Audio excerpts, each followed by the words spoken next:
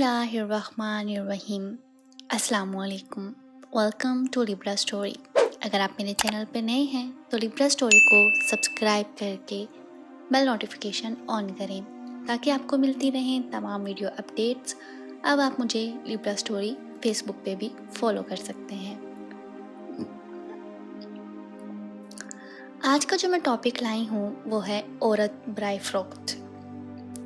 وہ شکل سے شریف گھر کی بیٹی لگ رہی تھی۔ میں پاس گیا، میرے قریب ہو کر بولی، چلو گے صاحب؟ میں نے پوچھا، کتنے پیسے لوگی؟ کہنے لگی، آپ کتنے دیں گے؟ میں نے اس کی نیلی سی آنکھوں میں جھانک کر دیکھا، وہ بے بس سی تھی۔ میں نے بولا، آؤ کار میں بیٹھو۔ وہ ڈر رہی تھی، کہنے لگی، کتنے آدمی ہو؟ میں نے کہا، ڈرو نہیں، میں اکیلا ہی ہوں۔ وہ خاموش بیٹھی رہی، پھر کہنے لگی، آپ مجھے سگریٹ سے اذیت تو نہیں دو گے نا؟ میں مسکرایا، بالکل بھی نہیں۔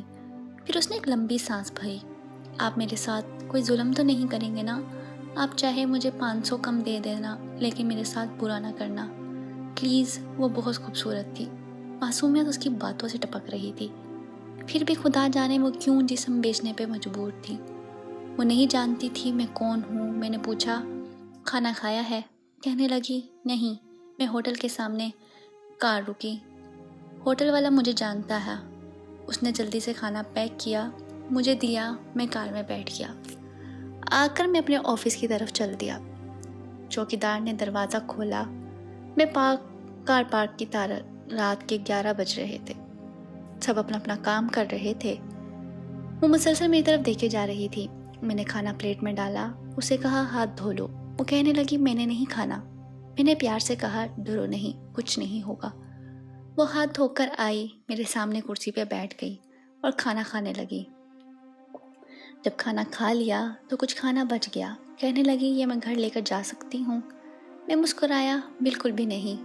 وہ چپ ہو گئی، برقع اتارنے لگی۔ میں نے کہا، رک جائیں، میرے پاس آ کر بیٹھ جائیں۔ وہ حیران تھی، میری آنکھوں میں دیکھ کر بولی، جلدی سے اپنا کام کریں، مجھے واپس چھوڑ آئیں۔ میں نے کہا، نہیں۔ پوچھوں گا، کیوں کرتی ہو ایسا؟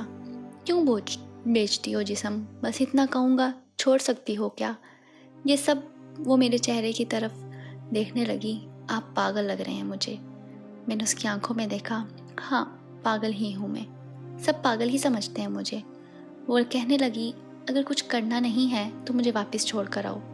میں نے اس کے سر پہ ہاتھ رکھا، پھر پرس سے 30,000 نکالے، اس کے ہاتھ پہ رکھے۔ وہ حیران تھی، کہنے لگی، میں نے نہیں لینے، آپ کیوں دے رہے ہیں یہ پیسے؟ میں نے اس کے چہرے پہ ایک تھکن محسوس کی تھی۔ وہ اپنے آنسو روک کے بیٹھی تھی، بار بار کہہ رہی تھی، مجھے بس واپس چھوڑ کر آؤ، مجھے ڈر لگ رہا ہے۔ میں نے اسے یقین دلایا، ڈرنے کی کوئی بات نہیں ہے۔ اچھا بتاؤ نا، بہت درد دیا نا زندگی نے؟ یہ سننا تھا۔ اس کی آنکھیں نم ہو گئی تھی، جیسے کوئی قیامت گر گئی ہو اس پہ۔ میں سمجھ چکا تھا کوئی بہت بڑا درد لیے گھوم رہی ہے۔ دروازہ کھولا، کانپتی آواز میں بولی، مجھے چھوڑ کر آؤ۔ میں نے اسے بیٹھنے کا کہا، بتایا، میرا نام نعمان راجپوت ہے، ڈرو نہیں، خود کو محفوظ سمجھو۔ اسے جب یقین ہو گیا پریشانی والی کوئی بات نہیں تو بتانے لگی، شوہر مر گیا، 3 بیٹیاں ہیں، سسرال والوں نے نکال دیا، ماں باپ فوت ہو چکے ہیں، بھائی کوئی ہے نہیں۔ ماموں کے گھر آئی، ماموں کے بیٹے نے میرے ساتھ زیادتی کی۔ میں نے جب مامی کو بتایا تو سب نے مجھے غلط کہا، مجھے دھکے دے کر گھر سے نکال دیا۔ دور کے رشتہ دار نے ایک بڈھے سے میری شادی کروائی، اس کے بھی بچے تھے، اس کے بچوں نے مجھے بہت ذلیل کیا، پھر وہ شوہر بھی فوت ہو گیا۔ بیٹیوں کو لیے در بدر لیے پٹکنے لگی، نہ چھت تھی نہ روٹی تھی، بھوک افلاس کی تھی۔ سڑک پر کھڑی تھی، ایک صاحب آئی، کہنے لگے، 1 گھنٹے کے 5,000 دوں گا۔ نہ چاہتے ہوئے ماں کی ممتا، حالات کی ستائی ہوئی، کیا کرتی، آخر چل دی۔ اب ہر روز جسم بیچتی ہوں، کرائے کا گھر لیا ہے، بیٹیوں کو اکیلا چھوڑ کر آتی ہوں، کیا کروں؟ بہت بار سوچا خودکشی کر لوں، لیکن بیٹیوں کو دیکھ کر ہمت نہیں ہوتی۔ وہ رو رہی تھی، میں زمانے کی بے حسی محسوس کر رہا تھا۔ اس کے سر پہ ہاتھ رکھا، اس کے کہا، نعمان تمہارا بھائی ہے، آج سے تم اپنی بیٹیوں کو لو اور میرے آفس کے اوپر والے ایک روم میں رہو۔ وہ یقین نہیں کر پا رہی تھی۔ کار میں بٹھایا، اس کے گھر پہنچا، بیٹیاں سوئی ہوئی تھیں، بہت پیاری تھیں، گود میں اٹھایا، دل کو سکون ملا۔ وہ مسلسل روئی جا رہی تھی. مجھے کہنے لگی آپ فرشتے ہیں, آپ کون ہیں؟ میں اسے اپنے آفس لے آیا. وہ دعائیں دینے لگی, جھولی اٹھا کر نہ جانے کتنی دعائیں دیتی رہی. میں نے اسے کہا جا کر سو جائیں.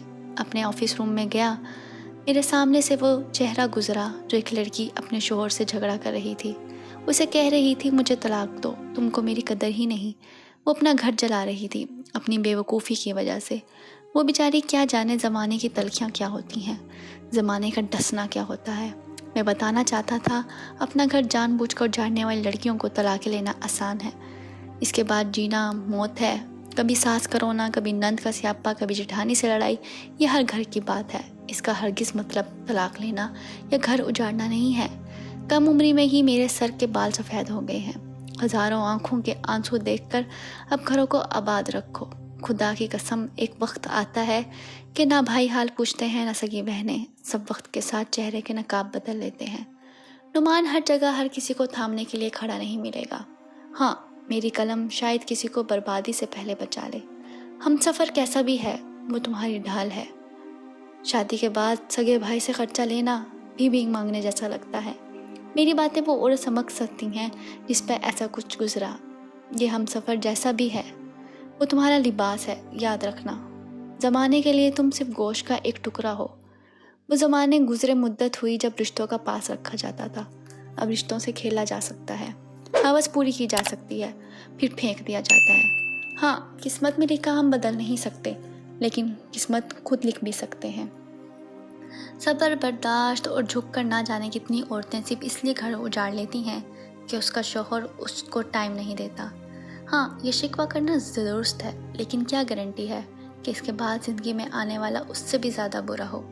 صرف ایک زندگی ہے, اس کو محبت, پیار, سمجھداری کے ساتھ گزار لو.